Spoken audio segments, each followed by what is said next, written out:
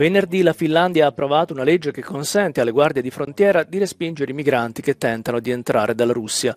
L'obiettivo è introdurre misure temporanee per impedire che Mosca possa usare la migrazione come un'arma, in quella che Helsinki considera una vera e propria guerra ibrida.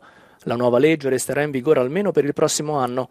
Non potrà essere negato però l'ingresso a bambini e persone diversamente abili o comunque vulnerabili. Opposizione, accademici e gruppi per i diritti umani sostengono che la norma violi la Costituzione e gli impegni sottoscritti dalla Finlandia con le Nazioni Unite e con l'Unione Europea.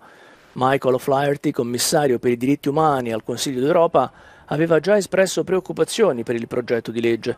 L'anno scorso la Finlandia ha chiuso il confine terrestre con la Russia lungo 1340 km dopo l'arrivo di oltre 1 migliaio di migranti privi di documenti dopo l'adesione del paese alla NATO. Tämä laki on varautumista.